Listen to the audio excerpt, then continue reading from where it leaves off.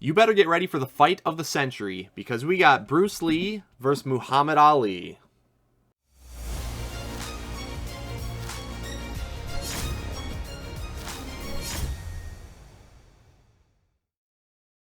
If you're a fan of the channel, consider supporting me on Patreon. For as little as $1 per month, you can help me continue to bring you premier unmatched content.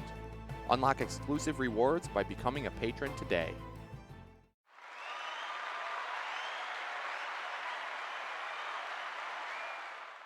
What's up, guys? Zero Skater here, and that's right, we are back for another unboxing. We got a double whammy here, this time for Bruce Lee vs. Muhammad Ali.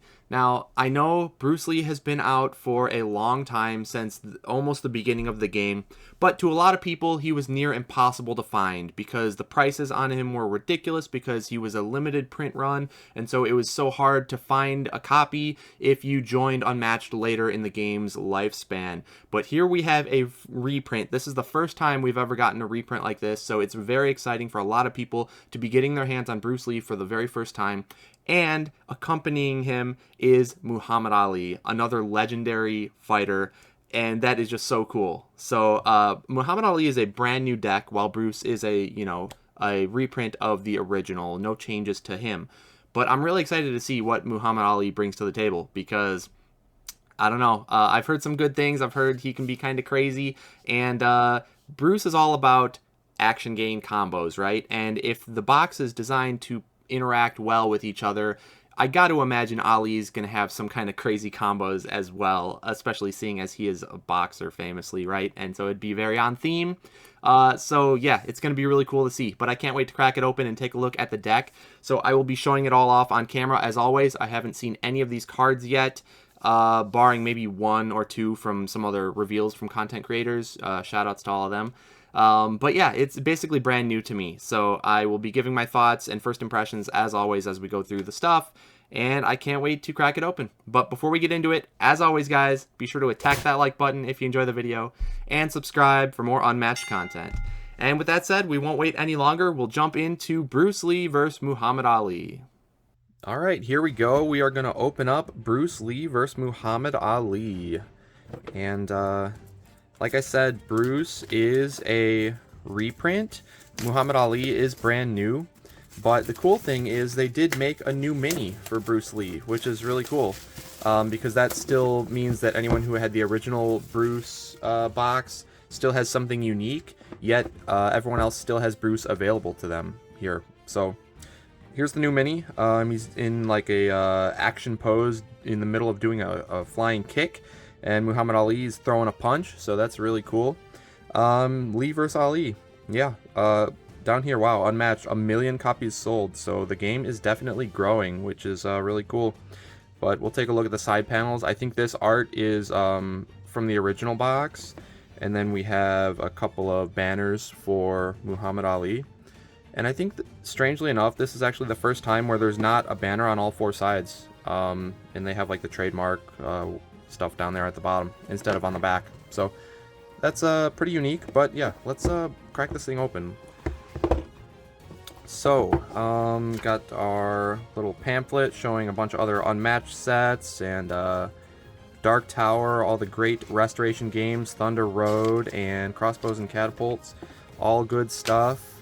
We got the core rules that comes in every box. So you can check those out. And then we have the unique rules for Bruce Lee vs. Ali. So more things specific to them. So I will just open this up and let you guys take a look. I'm not going to read it yet because I don't want to spoil what they actually do. But yeah, you can take a look at that if you want to pause the video. We'll take a look. Here are the health dials as always, and there's some kind of a token it looks like here for Muhammad Ali, so that's pretty cool. Sting like a bee and float like a butterfly. Seems like some kind of Alice type stuff going on here. And then here's going to be our new map, the Singshan Monastery. I don't know how to pronounce that, but yeah, that is the new map for you, so that's pretty cool. And is it double-sided? It is. We have Thrilla and Manila. Awesome. We got an actual boxing ring. That is super cool. These maps look pretty standard. I don't see any crazy gimmicks or anything, but cool to have new maps nonetheless. And then here we go. Let's check out the minis first. I want to see this new Bruce Lee mini. So there's that for you. If I can get it to focus well and you can get a good look. Very cool. Action pose. I'm a little bit concerned. I hope that the mini doesn't like break off the stand, you know. The base is a little loose on mine here, but yeah, I hope this little clear stand doesn't break off easily. That would be a little unfortunate. So you're gonna have to probably be a little careful with that one, but it's really cool. And then we'll take a look at Muhammad Ali here. Also very cool stance. Action poses are always good. Makes the minis a little bit more dynamic. So hopefully that's some good focus for you to see it well. But yeah, these are a little loose. Gonna have to find a way to make them a little more snug. But let's take a look at the decks. I mean, Bruce Lee, you guys already know what he's all about, most likely. You know, he throws a bunch of Jeet combos at you and hopes that that'll finish you off. But it looks like we do, for the first time, have a name for the special ability, the Fleet of Foot. So it's the same ability, but it finally has a name. And then we can take a look at this amazing card back. So that's always been one of the best ones. I feel like the Bruce Lee card back's very iconic. And let's take a look at the Muhammad Ali as well. We're not going to go through the decks quite yet because, as usual, I want to go play them before I spoil it. Because it's always the most fun playing Unmatched when you get a new set and you don't know anything about it, and you just go play the cards and see all the crazy stuff you can draw into that you don't even know exists in your deck. So that's a really nice card back, though. I love the coloring. Looks good. So yeah, there's Muhammad Ali for you. This is just rivets, and I guess we should take a look and see if we can see the art on the side panels that I always forget.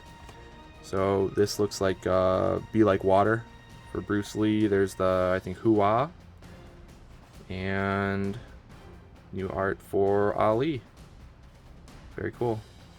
Alright guys, that looks like that's everything in the box. Just a 2-player set, so not a whole ton of stuff here. But I am going to go try this out and see what Ali is all about. And then I will be back and we'll go over all the cards in just a bit. Alright, so this wouldn't be a true unboxing if I didn't show off Bruce Lee, at least briefly. I'll make it quick because I'm sure you guys already know Bruce Lee, but he's the Melee Move 3, 14 health solo fighter. They did finally give him a name for his ability, Fleet of Foot, and at the end of your turn you may move Bruce Lee 1 space.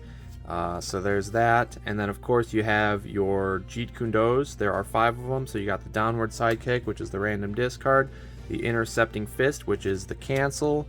We got the Corkscrew Finger Fan. I want to say this name changed. I think it used to be Corkscrew Finger Jab. I could be wrong, but you guys can confirm in the comments whether or not that actually changed names. Jeet Kune Do Wrist Lock is the draw one. And then High Straight Lead, this is the essentially Momentous Shift Jeet. And then lastly, we have the Short Lead Hook. That is just the Swap Spaces one.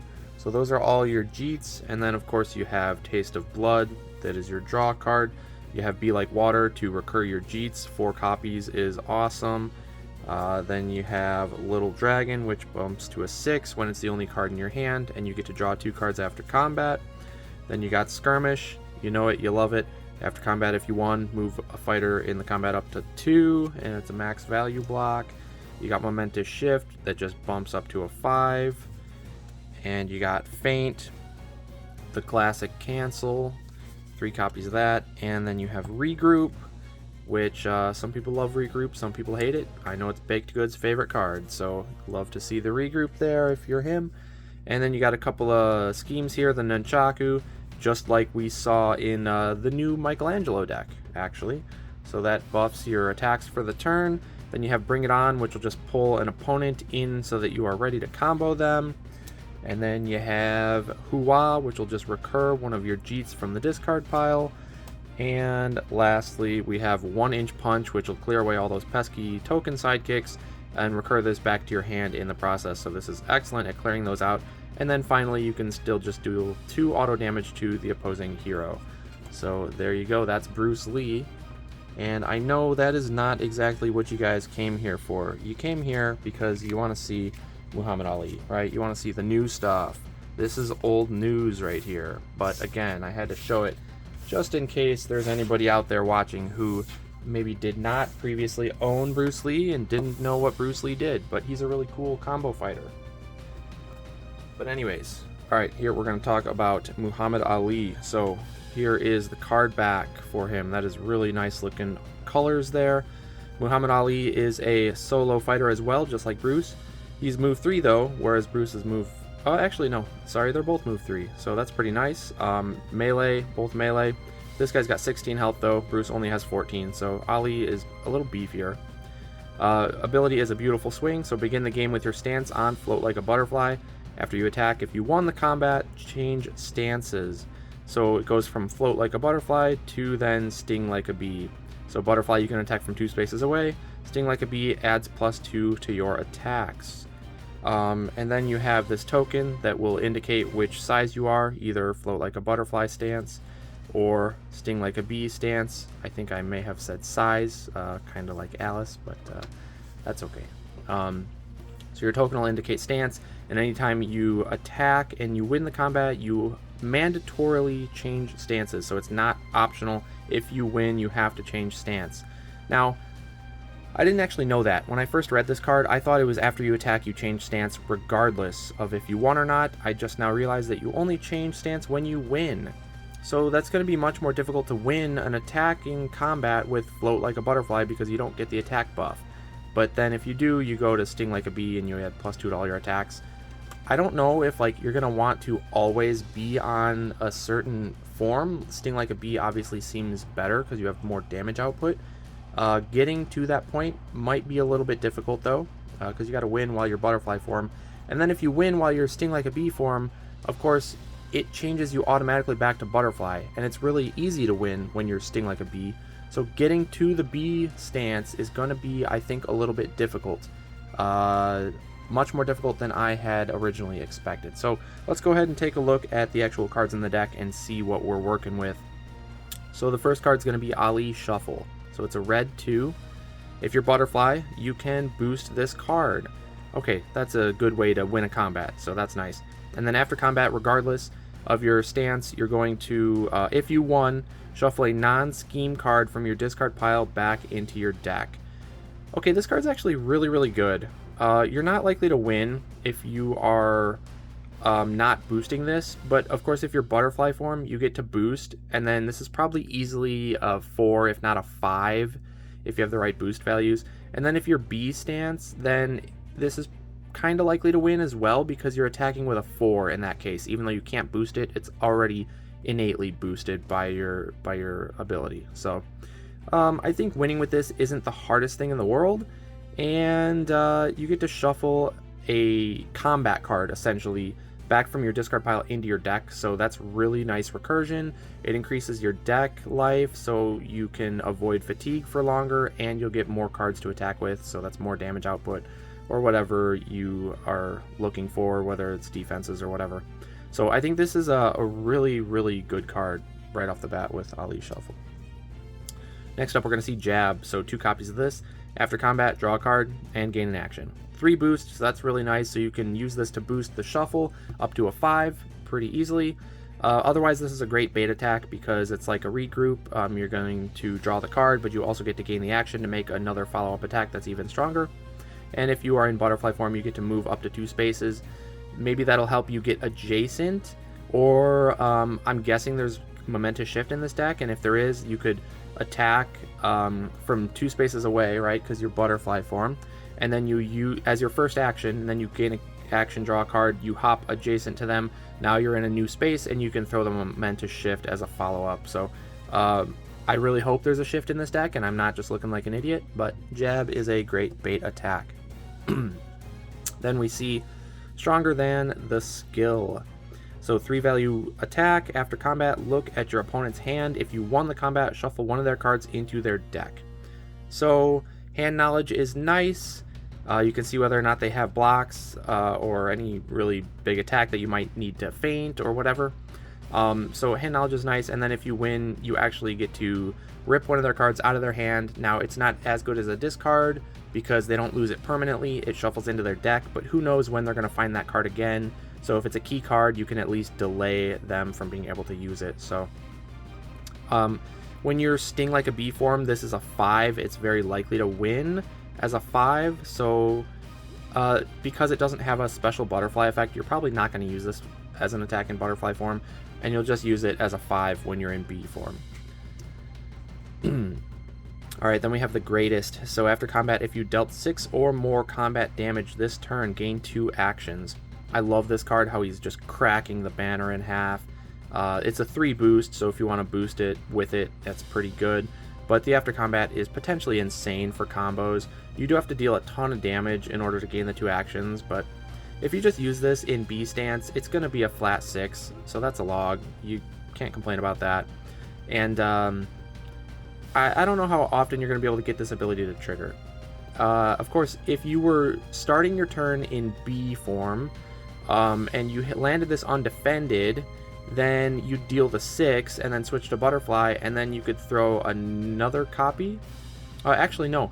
You wouldn't even have to throw another copy. If you ever land this undefended when you're B stance, you will trigger the after combat because you would have already dealt the 6 combat damage in the during combat step of this combat, and so you would instantly then gain the 2 actions. So maybe that's what you're looking for, is landing this undefended when you're in B stance.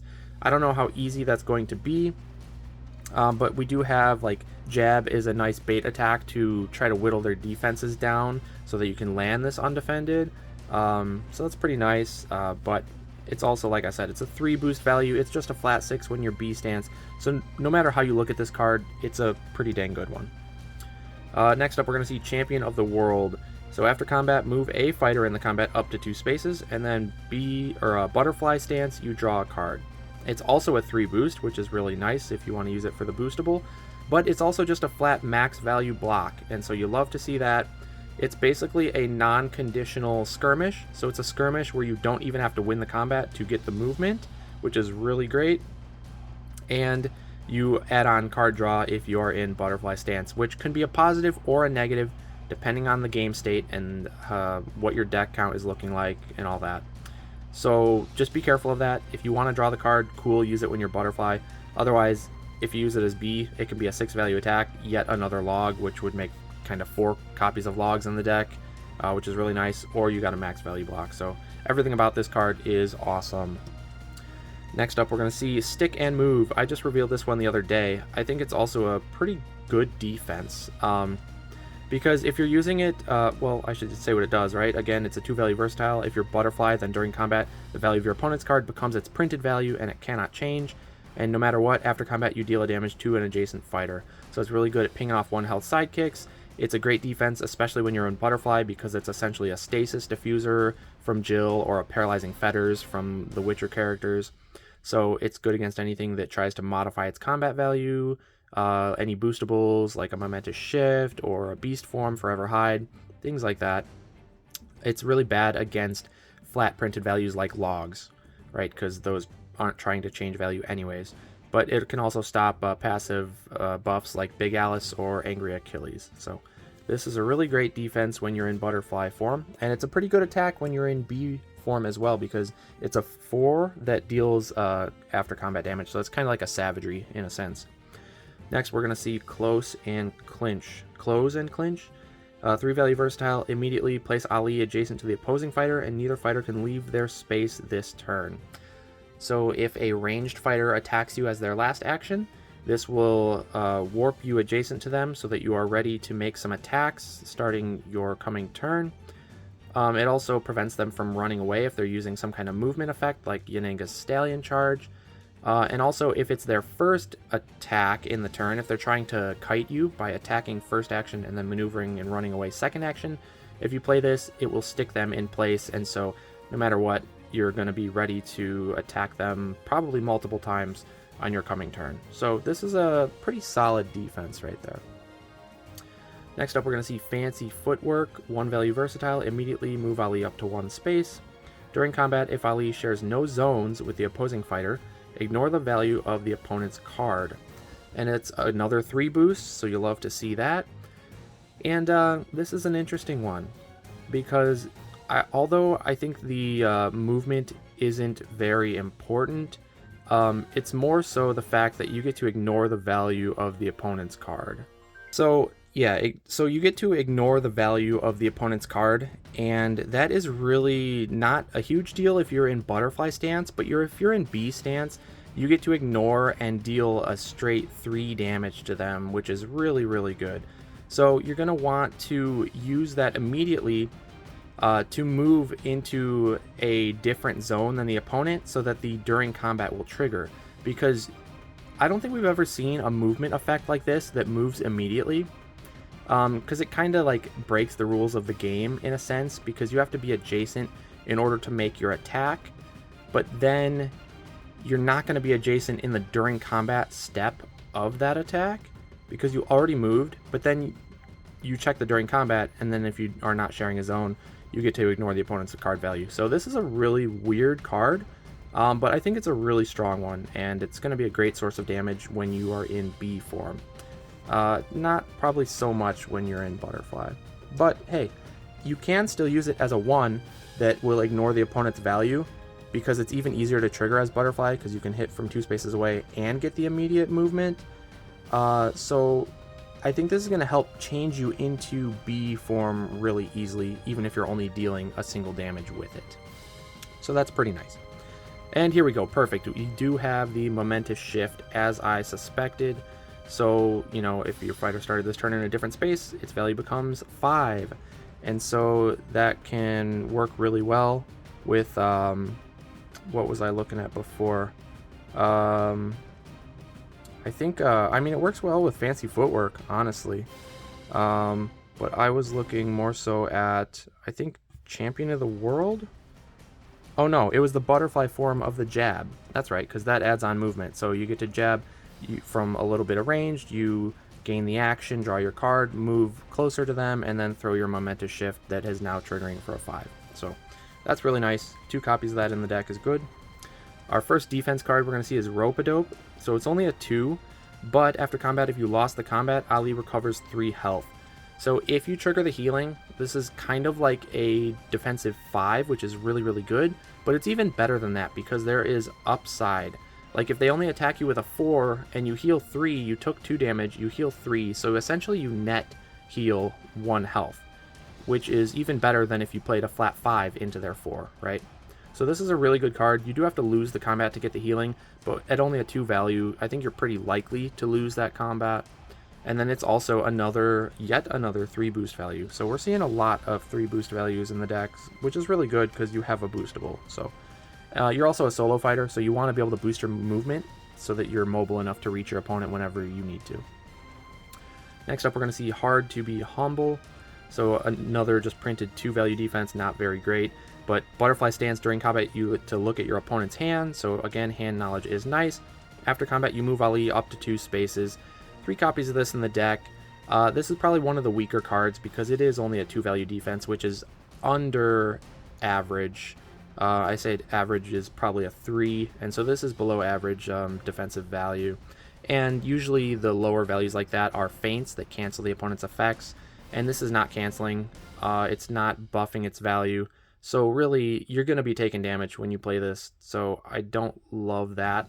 But if the opponent is trying to hit low to avoid the healing from Rope-a-Dope, that's a good time to defend with this one, so that they threw low anyways, so you'll defend against it, not take damage, and then you get your movement and hand knowledge, right? So there's a little bit of a mind game there, but this card isn't the greatest. Lastly, we're going to see a couple of schemes, so Answer the Bell. We get to move Ali up to 3 spaces, he recovers 2 health, and gains an action. So essentially, it is a maneuver with healing, right? Because you can move the 3 that you would have gotten from your maneuver, you heal 2, and then you gain an action which you can use to actually maneuver to draw your card that you didn't get to draw yet. So actually it does let you move up to 6 spaces essentially in a quote single maneuver, and heal too. So that's really nice. If you just play both of these for healing, you get upwards of 20 HP, and that is disregarding healing from Rope-a-Dope.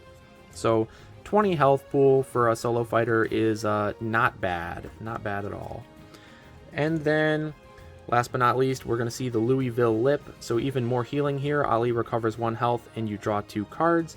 And if you want to combat this turn, each opponent discards a random card. So this is a weird one. I mean, it is extra healing, so you can have upwards of 22 health pool. You draw 2 cards, so it does give you a little bit of hand advantage, but I don't know that that's a good thing necessarily with a card like this. You like drawing cards when you have more actions, but this card doesn't gain you an action itself, and so you're drawing the cards and then ending your turn, and that usually gives your opponent the perfect opportunity to just maneuver away and make you go chase them, which means you're going to have to end up boosting to even reach them on your following turn. So that hand advantage that you kind of got with the draw here doesn't really convert to real hand advantage. So that's a little awkward, as well as if you want the discard, you have to have won a combat this turn, which is a little bit difficult. So you either have to start your turn in attack range and win the first combat action, and then play this as your second to make them discard, or you have to be able to maneuver up to them, attack, and win combat with some sort of action gain card, and then play this as your last action. But no matter how you look at it, playing this scheme as your last action is kind of bad. Because like I said, you're drawing 2 cards, and you're just letting the opponent run away.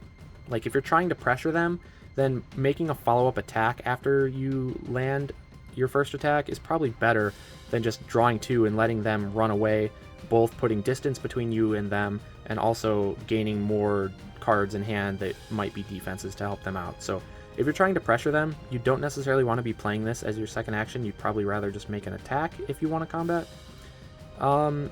And it's just kind of hard to trigger. Like, yeah, you get a random discard, so if they have really key cards, you might be able to hit it, but I wouldn't necessarily count on that happening. So to me, this card, it seems kind of strong on the surface because it does a lot, but I don't know.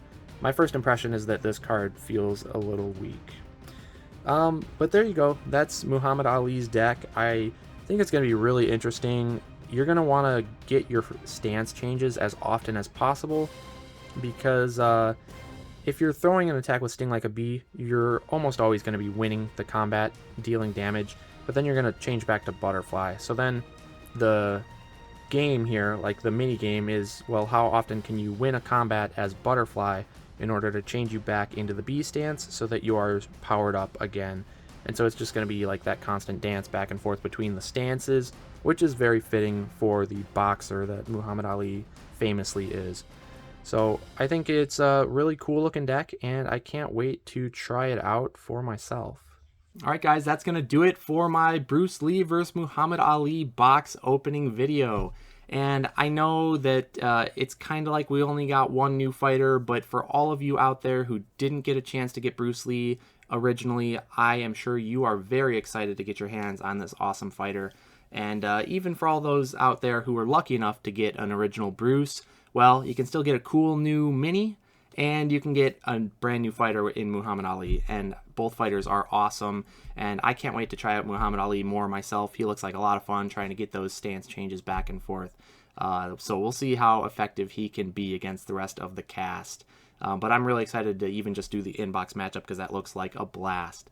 So I hope you all enjoyed the video, and big thanks to Restoration Games as always for sending me the set early. I love being a part of the reveals, and I love being able to bring all this brand new content to you guys and share in the hype. So if you guys enjoyed the video, be sure to leave a thumbs up and subscribe to the channel if you're not already, and you can consider supporting me on Patreon as well if you want to help me fund my editor Darkblade in bringing you guys unmatched content. And that's going to do it for this one, everybody. So I hope you all enjoyed. And once again, I'm ZeroSkater12, and I will see you next time.